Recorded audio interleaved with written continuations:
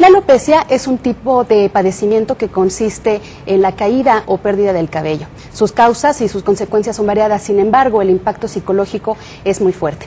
Para ello tenemos a la doctora Isabel Caravantes, especialista en este tipo de padecimientos, a quien le agradecemos que se encuentre con nosotros. Gracias por la invitación, este es un tema muy interesante. Sí. ¿Cuáles son los tipos más comunes de alopecia y qué es la alopecia? La alopecia es un término acuñado por un cirujano francés, y porque significa que el zorro cambia 2 veces el pelo al año, entonces por eso se llama ese término en realidad, ¿no? Sí. Ese es algo cultural, pero en sí la caída del pelo puede ser temporal, puede ser permanente. Temporal, como por ejemplo cuando las mujeres están embarazadas, que se les empieza a caer el pelo, cuando alguien tiene una alteración por estrés, todas esas neurodermatitis por estrés, porque hay gente que tiene alteraciones psicológicas y se tira del pelo y entonces se lo rompe, se lo fractura, y entonces eso es temporal porque se le dan tratamientos y eso te puede llevar a que en algún momento vuelva a crecer. Algunas enfermedades sistémicas, el lupus eritematoso, el hipotiroidismo, el hipertiroidismo, algunos medicamentos, el verapamil, algunos otros medicamentos que te tiran el pelo. Entonces, bueno, hay que tomar en cuenta cuando llega alguien, ¿sí?, por qué tiene una caída de pelo. Es diferente en un hombre que en una mujer. Definitivamente. Socialmente es más aceptado, si es que se puede decir así, en un hombre. En un hombre la caída del pelo casi siempre porque tiene una alteración androgénica, es porque es un derivado, tiene un factor genético, es un factor autosómico dominante, porque por ejemplo si el abuelo o si incluso la madre muchas veces transmite ese gen, entonces también ese alteración genética que es autosómico dominante se va transmitiendo de generación en generación y entonces hace que en algún momento el tipo de calvicie o el tipo de alopecia sea diferente en un hombre que en otro.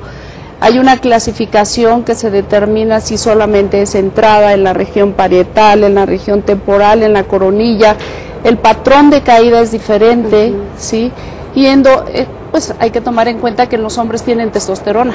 Claro. Y la testosterona, por una enzima que es alfa reductasa, altera todo este metabolismo de la testosterona, que es normal, no es una cosa que les llegue a ocurrir a todos. Quien tiene un factor genético, se le va a caer por esta alfa reductasa, y entonces la testosterona se desdobla y se convierte en alfa de hidrotestosterona, que este metabolito final es el que daña el bulbo del folículo, y entonces aquí vienen, perdón, Lupita, sí, aquí vienen todos los tratamientos enfocados en la alopecia androgénica. Ojo, la mayoría de los tratamientos está enfocado en alterar este metabolito, la alfa reductasa, por ejemplo, los tratamientos con medicamentos, sí, ¿no?, que mucha gente utiliza. Y ya vamos a hablar de tratamientos temporales y tratamientos definitivos. En el caso de las mujeres comentábamos que es menos socialmente aceptado. Podemos ver a un hombre caminando tranquilamente por la calle con una calvicie totalmente aceptada a nivel psicológico, pero en las mujeres, pues bueno, definitivamente no imaginamos y no vemos a una mujer calva caminando por la calle. Es difícil que una mujer pueda aceptar eso. Cuando se le empieza a caer el pelo, casi siempre acuden con un dermatólogo, que está muy bien, porque hay que determinar si es una alopecia areata, si es una alopecia que está dada por tintes, por la secadora, si es una alopecia que la paciente sea, digamos, estresada y que entonces tire del pelo y se rompa todo el folículo. O por tratamientos médicos. O por tratamientos médicos. Entonces, generalmente la mayoría de las mujeres pueden tener una remisión de la caída del pelo. Se les da tratamiento, se les da shampoo, y se estudia cómo está el pelo. Entonces, sí pueden tener una remisión, ¿no? El factor psicológico es sumamente importante en el paciente. ¿Qué tanto pesa de manera alternativa a lo que ya están sufriendo, que es la alopecia? En los hombres es diferente el factor psicológico como en las mujeres, como tú bien me lo dices. Los hombres casi siempre cuando empiezan a tener una caída del pelo entre los 18, 20, 25, pues están en la época de la conquista. Claro. Y están en la época de la socialización, de la identificación de grupo.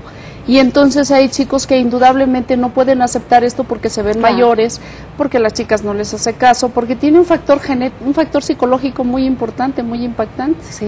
Entonces, lógicamente es cuando empiezan a buscar ayuda y empiezan en el momento de decir, bueno, pues vamos a utilizar shampoos.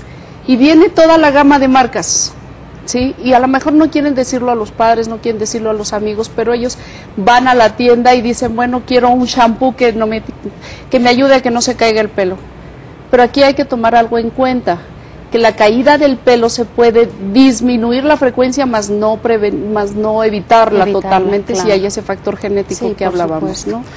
Doctora, pues, ¿cuáles son las principales recomendaciones cuando una persona padece este tipo de enfermedad?